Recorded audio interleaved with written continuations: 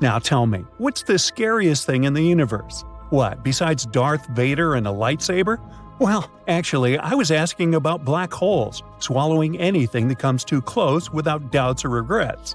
Blinding supernovae, mysterious hypothetical wormholes. Yeah, probably not. Because the most terrifying things in the universe are likely to be rogue planets. Ooh. Nomads, orphans, sunless, unbound. That is what these creepy worlds are called. They have no sun. Unwanted in their star systems, they were once ejected into the soulless emptiness of space. And some of them didn't even have their own star systems. They were born lonely. Rogue planets don't have sunlight. The never-ending night reigns on their surfaces. No light means no warmth, and almost no chance of any kind of life to be able to survive in these frozen worlds. How lonely! Kinda makes you tear up a little. Okay, I'm done. But how do rogue planets get born? When planetary systems, including our solar system, form, it can get messy. Most planets appear from the cosmic dust that is floating in space around a newborn star. And when these planets form, they push one another. This gravitational game of tag often shoves some planets toward the edges of the newly formed star system. And sometimes, one or two of them get ejected from their home altogether. There are also nearby stars that can play with planets too. Stars aren't often born on their own. Clusters of dozens to thousands of stars can appear in space. And in such a crowded environment, it's not a rare occurrence when a star with its own planets steals away a planet or two from another star. After getting a new planet, it can keep it for itself or throw it away into the dark, deep cosmos. Some free-floating planets pop up in a different way, with no parent star to help them. Like stars, they form from collapsed clouds of gas and dust, but since they are too weak, they can't put on enough weight and can't start nuclear reactions that make stars emit light. Such planet-like objects are known as failed stars. Or planets can go rogue after their parent stars disappear. Yes, sometimes stars go out, destroying some of their planets in the process. At the same time, the most distant ones, located in a safer zone, are left more or less intact. But the enormous force of a supernova ejects these planets away from the former star at a tremendous velocity. In any case, astronomers think there may be more rogue planets in our home Milky Way galaxy than anyone ever suspected. A recent simulation has shown there might be billions of them. But the problem is rogue planets are very hard to detect. You know, it's a tricky feat to find any exoplanet, even when it belongs to a planetary system. After all, planets don't give off their own light like stars. That's why when astronomers want to locate an exoplanet, they look for something blocking the light of its parent star, and it's usually the very planet passing between the star and the observer. But researchers can't use the same technique with free-floating planets because there's no parent star and thus there's no light to get dimmer. Another method of detecting exoplanets is the radial velocity method. It detects the planet's gravitational effect on its parent star. But, as you may guess, it doesn't work with rogue planets either. Luckily, there are still some ways we can detect these space wanderers. Imagine a line of sight between a telescope on Earth and a distant star. When an object crosses that line, its presence is likely to bend and magnify the light of the star.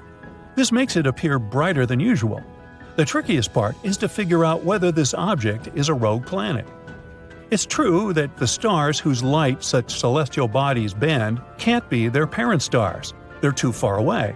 But there might still be a small parent star invisible because of the glare of the main star. And astronomers have to wait for a long time, sometimes up to a decade, for the main star to move a bit. Then they can finally check if there's also a parent star out there. If there's no parent star in sight, then it's proven the planet is traveling solo. Not apparently. So far, astronomers have identified at least 70 rogue planets or candidate rogue planets. At the same time, we know about more than 5,000 exoplanets in planetary systems. That's a huge gap that proves that detecting rogue planets is a tricky business. Interestingly, free-floating planets might not be as lonesome as we think. They can potentially have moons of their own. They might even take them along when they get pushed out of their cosmic homes. But could a free-roaming world, and possibly its moons, find a new home near a different star? Some experts think it's unlikely. The universe is a very spacious place, and even a large star with an incredible gravitational pull is hardly able to catch a fast-moving planet. For example, in 2017, an interstellar guest, an asteroid the size of a skyscraper, appeared in our solar system. It barreled through the solar system and just kept going without stopping or even slowing down. Now let's have a look at a rogue planet we have managed to spot. Just 20 light-years away from the Sun, a bizarre rogue planet is roaming the Milky Way galaxy. And even though this planet doesn't orbit any star, it still has an incredibly powerful magnetic field, 4 million times stronger than that of our Earth. The exoplanet, with this crazy long name, also produces amazing auroras. When it was discovered a few years ago, astronomers were almost sure they had detected a brown dwarf. This is an object too large to be a planet and too small to be a star. But later, scientists got some evidence that the space object wasn't big enough to be a brown dwarf. The planet sure is a mammoth among its peers. It's 1.2 times as wide as the largest planet of the solar system, Jupiter, and more than 12 times as heavy. Astronomers think the exceptionally strong magnetic field helps the planet produce such auroras. But the most curious thing is that they're generated in a different way than auroras on Earth. It might be because the exoplanet's moon helps the planet create these light shows. To find more amazing rogue planets, NASA's Nancy Grace Roman Space Telescope is going to conduct a survey using the powerful techniques of a wide-field telescope. The stars in our Milky Way galaxy move all the time, and chance adjustments of the telescope can help researchers spot rogue planets. But there's one drawback. We won't know the distance to such a planet even if we find one. There's one more mission concept called Cleopatra, the clever NASA acronym for the Contemporaneous Lensing Parallax and Autonomous Transient Assay. See, I told you it was clever. It might be able to exploit parallax effects to calculate the distances to rogue planets. Parallax is a shift in the position of a foreground object when seen by observers in slightly different locations. Could Earth one day turn into a frozen sphere aimlessly floating through space? Unlikely. Since our sun isn't going to blow up one day, our world isn't likely to be pushed out of the solar system by our star going supernova. But a rogue planet could cause life on Earth to end. Oh boy. One day, such a space intruder might push Earth out of the habitable zone near the Sun and take its place. And our planet would have to retreat to an extreme orbit farther from the Sun. The climate all over the planet would start getting colder and colder, turning first half of the planet, then our entire world, into an icy desert. There would be a lack of food and other resources. It'd be getting darker and darker. There wouldn't be enough light for planets to get energy. They would wither, and animals that used to feed on them wouldn't be able to find food. Most species would go extinct. The farther our planet would be from the Sun, the weaker the star's gravitational pull on our planet would be. In the end, our beautiful Earth would get too far away from its main source of light and heat. It would turn into a lifeless piece of rock covered with a thick layer of ice. Wow, bummer. But hey, don't worry, I guarantee that will never happen. At least, not on my watch. Zombies, the undead creatures with a big hunger for flesh. They're usually depicted as strong but mechanical beings. They don't waste their time in chit-chat, although they might grunt a little. It turns out the concept of zombies existed long before they hit the big screen. The ancient Greeks can be considered to be the first to fear the undead. Archaeologists found skeletons pinned down by rocks. Someone might have aimed to prevent the bodies from coming back to life. Yet, the most fascinating discovery comes from Haiti, where zombie folklore has deep roots. These legends have existed for ages, starting in the 17th century. Here, zombies and voodoo are connected. Many voodoo practitioners today see zombies as myths. Still, some believe that bokors, which are voodoo practitioners, can revive people as zombies using special mixtures made from toxic ingredients. These creatures made their movie debut in 1932 with White Zombie, along with iconic monsters like Frankenstein and Dracula. The movie drew inspiration from Haitian stories and revolved around a voodoo master turning people into zombies to work in a sugarcane mill. It laid the groundwork for future zombie horror and paved the way for the subgenre to thrive. But it was George Romero's Night of the Living Dead, made in 1968, that truly established zombies as a cult favorite. Interestingly, their portrayal in this movie also reflects social and political issues. Classic zombie movies make us tense, squint, and hold our breath, while comedies leave us laughing so hard that our cheeks hurt and we can barely catch our breath. Directors tweaked the survival instinct and the genre itself to get more creative. For example, comedy zombie movies known as zomcoms have garnered a dedicated fan base. Movies like Zombieland, Shaun of the Dead, and The Dead Don't Die inject humor into the genre, presenting ordinary people dealing with extraordinary situations. The contrast between the zombie scenario's absurdity and everyday life's mundane aspects adds a comedic twist. These films offer a break from reality and allow viewers to imagine how they might navigate a zombie apocalypse, often leading to hilarious and unrealistic solutions.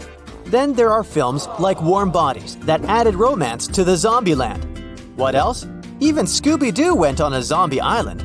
Movies like 28 Days Later and Resident Evil captured collective fears and offered terrifying depictions of a dystopian world. The popularity of zombies further skyrocketed with the hit of The Walking Dead. Television played a huge role in the rapid rise of zombie popularity.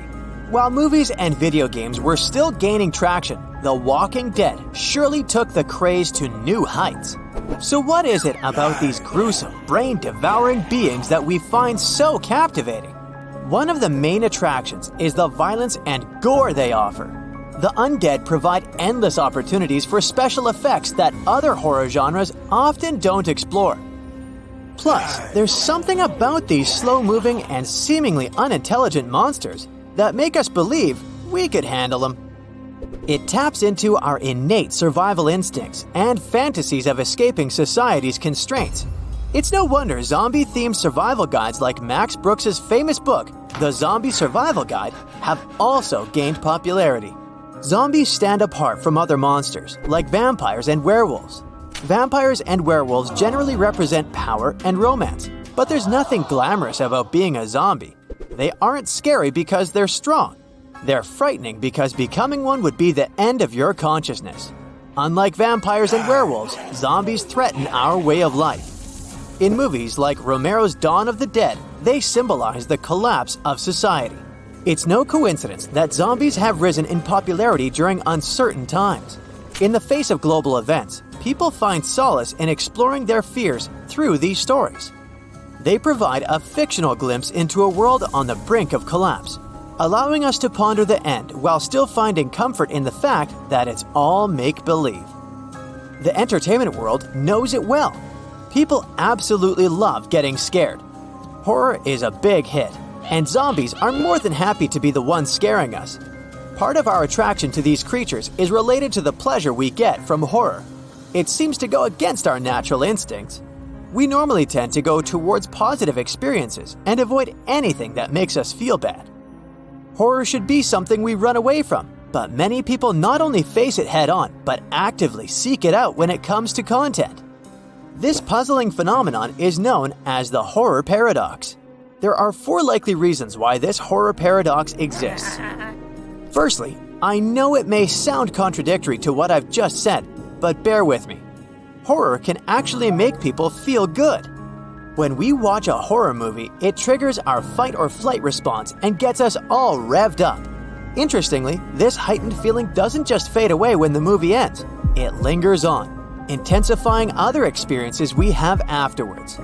For instance, let's say you take someone on a date to see a zombie movie, followed by a lovely dinner and some dancing. Thanks to the lingering feeling from the movie, the dinner and dancing may feel even better, leading to an overall positive memory of the entire evening, including the scary movie. And those positive memories make us do it all over again, including watching more scary movies. Keep it in mind if you have a date soon. Hey, just saying. The second reason for the horror paradox is what we call genome lag. It's the idea that our ancient nervous systems haven't caught up with rapid technological advancements. Our sense of sight, in particular, played a vital role in our ancestors' survival by helping them detect potential environmental threats. Our brains have become extremely skilled at spotting movement, and they don't easily distinguish between real-life movement and what we see on screens. So when we watch a horror movie, our brains interpret those moving images as real and trigger a genuine physiological response. Some theorists suggest that experiencing terror through horror movies is a way for us to participate in a primal rite of passage, much like our ancestors did. Back then, they would undergo trials or tasks to prove their readiness for adulthood. It's fascinating to consider this theory, especially when considering the age ratings given to horror movies, TV shows, and video games. They indicate that maturity, typically based on age, is required to handle the horror experience. Another probable reason for the horror paradox is that it offers a form of symbolic catharsis. Exposing ourselves to horror can provide catharsis in two ways. Firstly, watching horror movies helps us improve our ability to cope with danger. When we watch a horror movie, we face a sense of danger that we must confront and overcome. We find ways to deal with the situation and come out unscathed, which boosts our sense of mastery in handling adversity. Horror movies have become a practice ground for facing and managing scary and dangerous scenarios. Secondly, horror allows for an appropriate outlet for our violent or aggressive impulses. Living in a supposedly civilized society, we may use horror as a means to connect with our more primal instincts in a socially acceptable manner. Lastly, the horror paradox may be related to our innate morbid curiosity. Many of us can relate to that urge to sneak a peek at a car wreck as we drive by, or our interest in seeing recently released crime scene photos. I mean, nowadays, we binge watch a true crime series and go to bed. From an evolutionary psychological perspective, humans have a peculiar fascination with negative things, like horror, because there's an advantage to examining and understanding dangers and threats. If we can comprehend and identify a threat, we're more likely to cope with it successfully and survive the ordeal.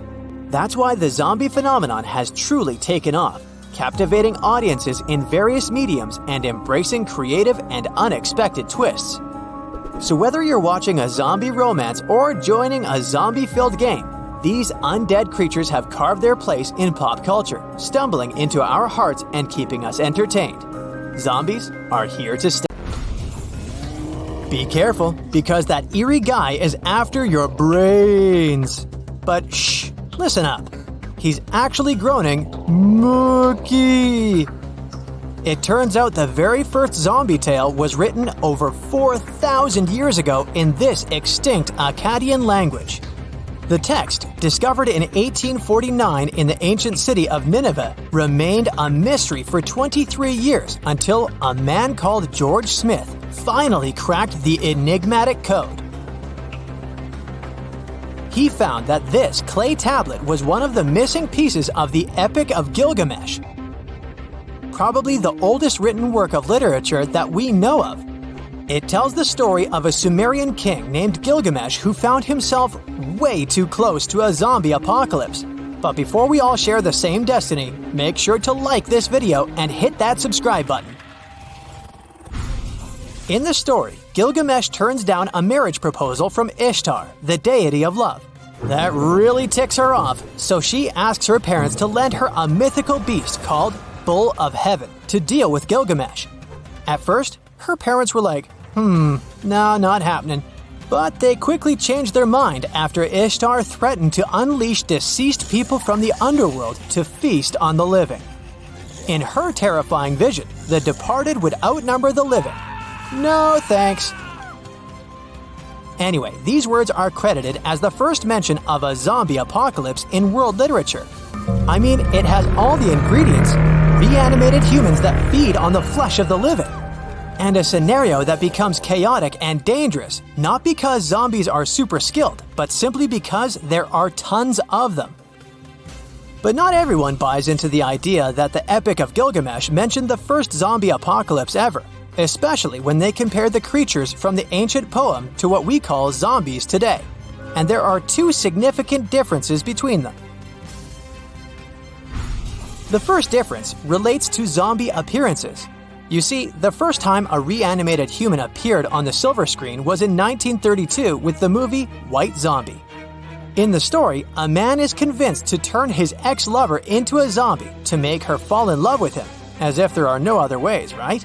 So imagine a zombie movie without colors or special effects makeup, just a soulless blonde woman. Yep, that's White Zombie, and it can be entirely meh. As time passed, these creatures needed a makeover to become more terrifying. So, movie producers improved the zombie's appearance with special effects until it reached a disturbing new level with World War Z. The point is that whether it's a character from White Zombie or World War Z, if you encountered one of these creatures on the street, you'd be certain you saw a zombie. After all, they share common characteristics such as pale skin, a lack of expression, and a bizarre walk. But I bet you wouldn't be sure when checking out the zombies from the Epic of Gilgamesh. After all, they're described as bird-looking creatures, resembling eerie humans covered in feathers, which normally feed on dirt, not brains. Well, the second difference lies in how the zombie apocalypse starts. In the Epic of Gilgamesh, Ishtar embraced the whole resentful necromancer vibe by threatening to bring deceased people back from the underworld, like she was waking them up from a deep sleep. This way of making a body rise from the underground was also frequently explored in classic zombie movies, where reanimated corpses suddenly started to come out of their graves. But nowadays, zombie apocalypse stories need a more believable explanation to really get us hooked. So current movies and video games tend to attribute zombification to a medicine gone bad kind of scenario. The realistic concept was taken to the max in The Last of Us, where they attributed the outbreak to a fungal pathogen called cordyceps. It started affecting humans after a nasty mutation. In this case, the plot feels incredibly real because this is indeed a real fungus that parasitizes the brains of insects like ants or spiders. But don't worry, an uncontrollable fungus-driven zombie apocalypse in real life is highly unlikely. Besides those two big differences, there's another reason why people may think that Epic of Gilgamesh doesn't talk about zombies. Well, that's because Ishtar doesn't really use the word zombie, or ghouls, or walkers. This theory points out that the love deity threat was actually about feared risen spirits, common in Mesopotamian mythology. Much like the enigmas, the ghosts of people who weren't granted a proper burial. They were thought to be vengeful towards the living, especially when certain rules were not followed, such as abstaining from eating ox meat. So Ishtar could be implying that the deceased would outnumber the living in a spiritual form, not a physical one. So it does sound more like ghosts than zombies. This interpretation is quite interesting, but the most likely reason she didn't use the word zombie is that there wasn't this term back then. See, in English, the word was printed for the first time in a newspaper only in 1838 in a short story called The Unknown Painter that spelled zombie without the E at the end. While there's no clear agreement on where it really came from, some scholars claim that the word zombie most likely originated in West Africa, derived from the Congo word zambi, which means soul. Back then, the term was very much related to a corpse that was reanimated through magic or witchcraft, not resentful goddesses.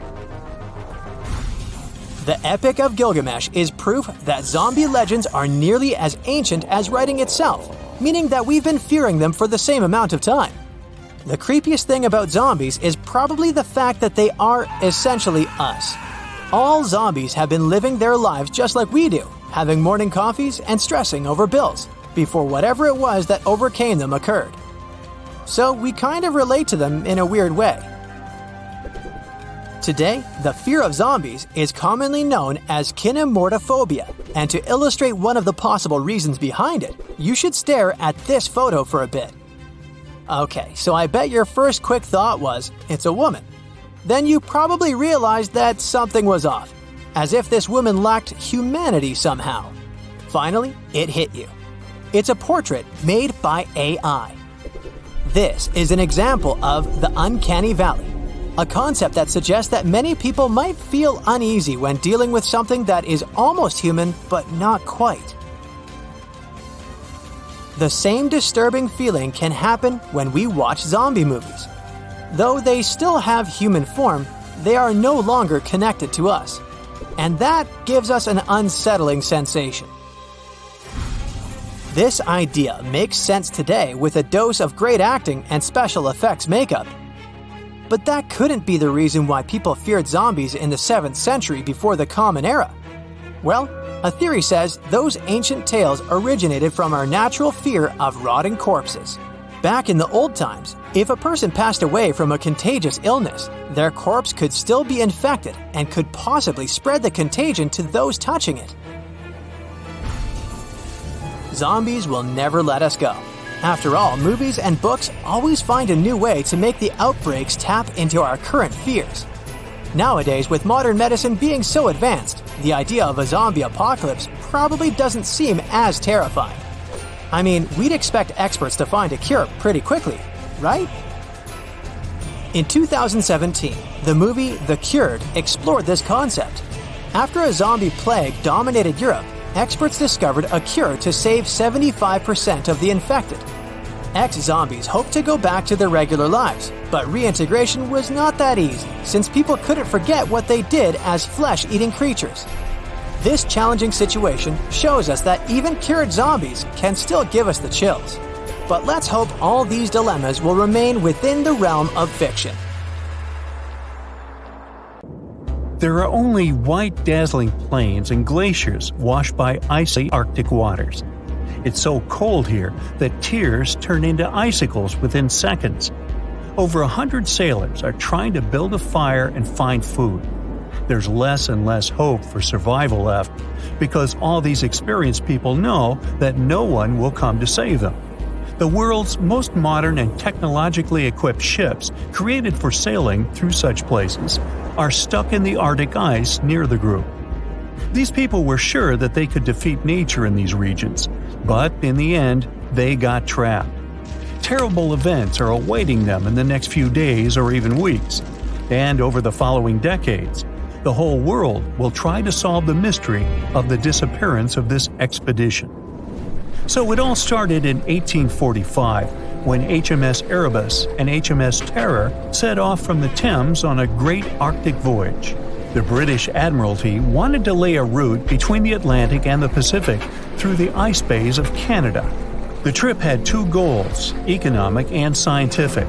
Britain wanted to study Earth's north magnetic pole better to understand geomagnetic science. This was also an important step in creating maritime navigation in that region. The Europeans hoped to pave the Northwest Passage to open cheap and safe trade routes with China. The exchange of goods, such as silk, spices, and others, would significantly improve Britain's economy and strengthen diplomatic relations with the eastern region. Such an ambitious goal required ambitious preparation, so the country created two of the best and most technologically advanced ships of that time. The hulls of the ship were covered with additional iron layers of protection to withstand collisions with icebergs. Engineers installed air passages connected to the central heating system inside the cabins of the crew members so that none of the sailors would freeze. The massive amount of coal in the cargo hold was supposed to maintain a warm temperature all over the ship for a long time. Also, for a comfortable trip, the team took food stocks that would be enough for 3 years and many books to keep their minds in good shape. But the main technical attribute was steam engines, a new technology for that time, especially for marine shipbuilding. The engines were supposed to ensure the movement of ships in case of windless weather. Erebus and Terror were the most protected and unsinkable ships of that time. Imagine if you compare them with ordinary wooden boats with sails. The crew of both vessels consisted of strong travelers and sailors, and experienced officer Sir John Franklin led the entire expedition. Ready for the difficulties and harsh conditions of the Arctic, the crew boarded Erebus and Terror and sailed from the English village of Greenhithe. John Franklin was supposed to enter the Northwest Passage through the upper part of North America, sail through uncharted Arctic waters, and, in the rays of glory, go out into the Pacific Ocean. 3 months after the beginning of the journey, the ships were spotted in Baffin Bay east of the passage's entrance. No one saw them after that. At that time, there was no radio communication between the ships, and the crew members couldn't report a problem. They also couldn't get out of the ice and sail back, and couldn't send lifeboats to inform people about their troubles. They found themselves in a desperate situation. A couple of years later, it became obvious that something had happened to Erebus and Terror. Still, Britain didn't send other ships to rescue the missing expedition. 3 years after the start of their mission, Captain Franklin's wife, Jane Franklin, demanded to send a new journey to find the lost ships.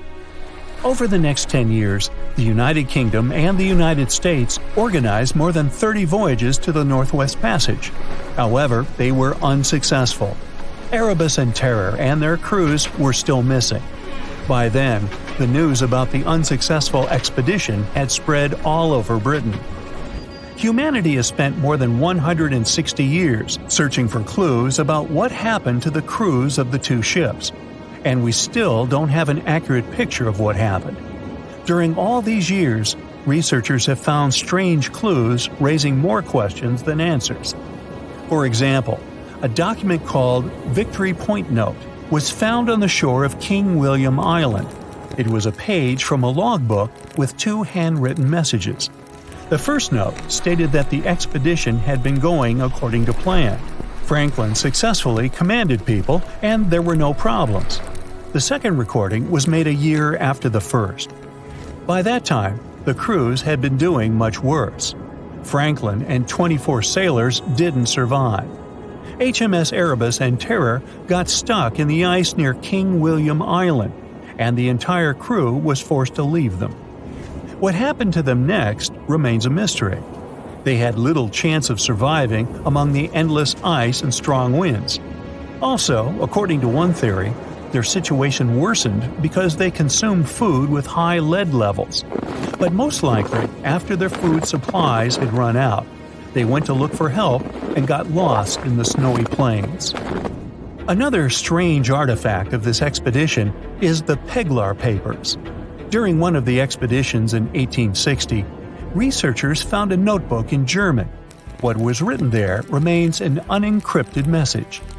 Some words were written backwards, and others were smeared. Those sentences that specialists managed to read didn't make sense.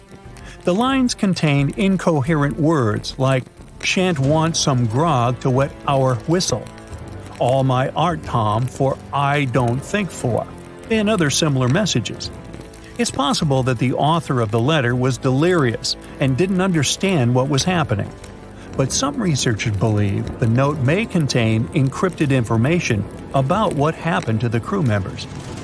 A months-long stay in an icy land, where snow and sun dazzle your eyes during the whole day, and at night the wind penetrates to the bones, can drive anyone crazy. But the most terrible thing in such a situation is the clear understanding that there will likely be no salvation. Erebus and Horror were the most advantaged ships. It seemed unlikely that, at the time, another boat would have been able to go as far as they did. The last people who saw the crew members alive were the local Inuit tribes living in these snowy plains. During the expeditions to find Franklin's team, one of the Inuits told how they had met a group of Europeans almost 300 miles east of King William Island. But it is still unknown what kind of relationships between the sailors and the locals were. In an icy land, hunting is necessary for survival. Now imagine that about 100 people sailed to the island and found themselves trapped. They began to catch deer, thereby depriving the locals of food. Who knows what kind of conflict it could trigger? In 2014, Canada organized an expedition to where the ships were supposedly stuck.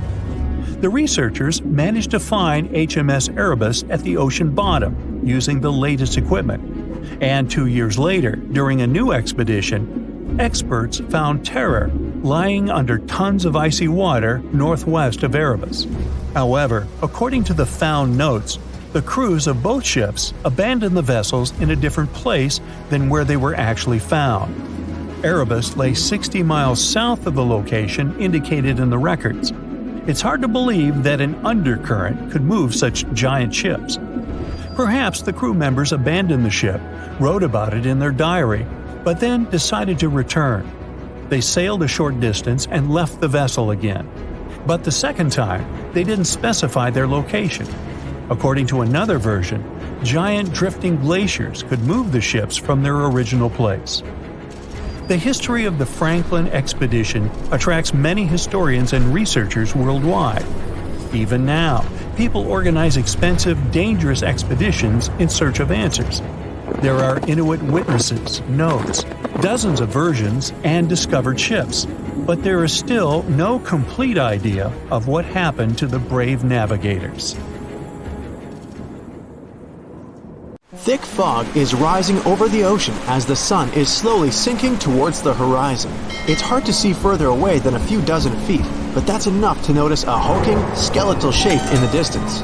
As your ship approaches the figure, your heart beats faster, and then you make out the details of another vessel, abandoned by the looks of it. Ghost ships do exist, and their mysteries aren't always solved. Take MV Hoita, for example. It was a wooden vessel built in 1931 as a luxury yacht. It had served well to various people over 20 years before it was bought by a Samoan sailor and became a merchant ship. In 1955, though, Hoita's service came to an abrupt and mysterious end. On October 3rd, it set sail for another trading voyage that should have taken no more than 48 hours. Delays happen in the sea, so when Hoita didn't arrive on October 5th as scheduled, there was little worry yet. But then it failed to come on the following day too. There was no distress signal or any other sign of Hoita's presence anywhere between its departure and arrival points. A search and rescue party was dispatched to find the ship, and for 6 days, they were scouting the area of nearly 100,000 square miles. On October 12th, the mission returned to the base empty-handed. Hoita vanished without a trace.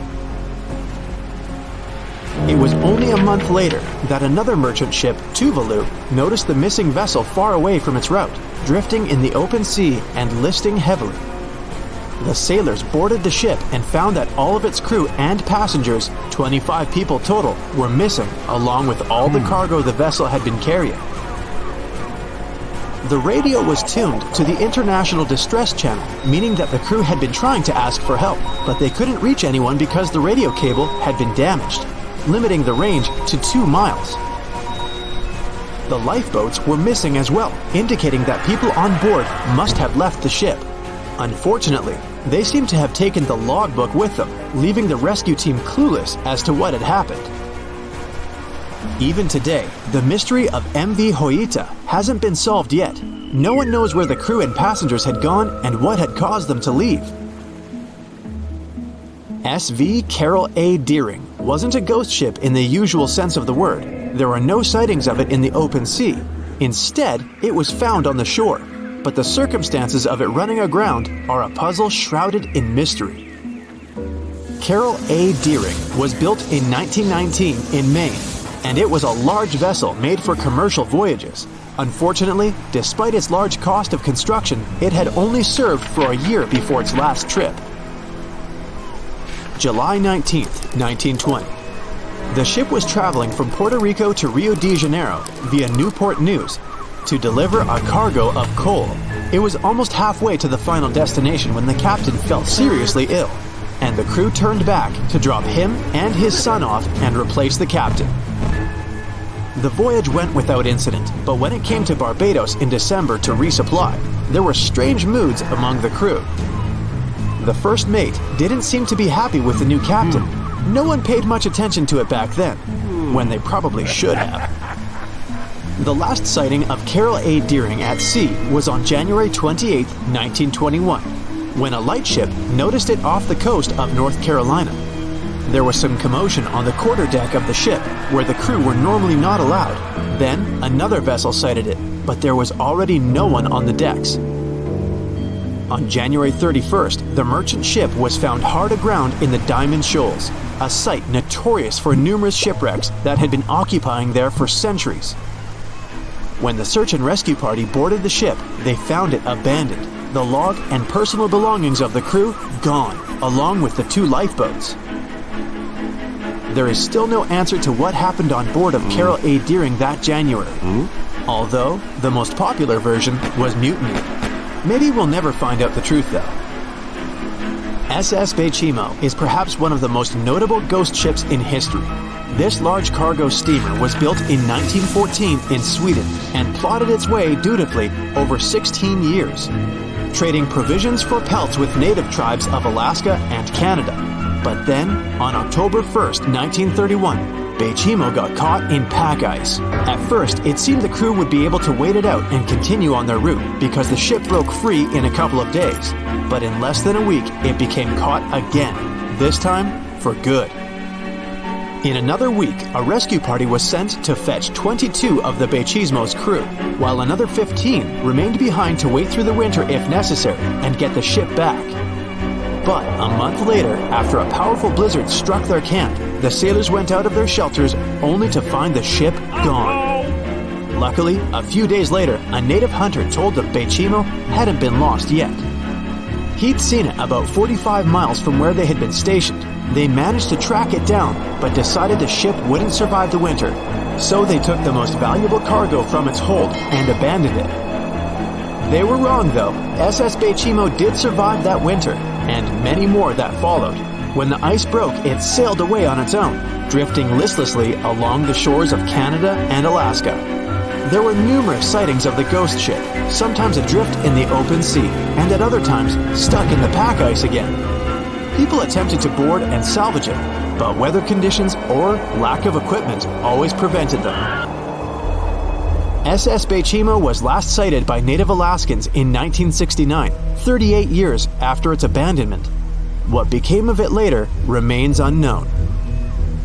The story of SS Orang Medan is one of the most puzzling and harrowing ghost ship stories of the 20th century. No one even knows for sure if the ship even existed in the first place. It wasn't recorded in Lloyd's Shipping, the International Register of Ships, which makes it either a tall tale or a vessel that avoided being officially recognized for some shady reasons. In any case, the accounts as to what happened to the Medan vary. According to most reports, it was carrying some unknown cargo in the Indonesian waters when a distress call was received by another ship in the vicinity. The officer on duty heard an SOS message, but its contents are different depending on the accounts. The message did not repeat, and the crew of Medan didn't answer to any attempts to contact it back. The ship that received the distress call hurried to the rescue, but they only reached the vessel the following day, when it was already drifting and slightly listing. When the rescuers boarded the ship, they found that none of the crew had survived. However, one lifeboat was missing, which implied that there was at least one crew member who managed to escape. What happened to the rest of the people on board remains a mystery to this day. Still, there are no hard facts about this story, so we might never find out whether SS Orang Medan was actually a ship and not a thing of fiction. SV Zabrina was a 3-mast sailing barge built in 1873 for river trade ships in South America. She served for well over 4 decades, proving to be a sturdy and reliable ship. It was later transferred to Europe, where it continued serving its purpose well. But then, in October 1917, Zabrina set sail on a regular voyage only to be found ashore several days later. Mysteriously, although the ship was perfectly intact, the entire crew of 5 and the captain were gone. There is no direct evidence or hard facts as to what really happened that day. The most convincing theory is that the crew were washed away from the deck because of an underwater explosion. And then the ship sailed ahead without them, but the truth, as always, remains unknown.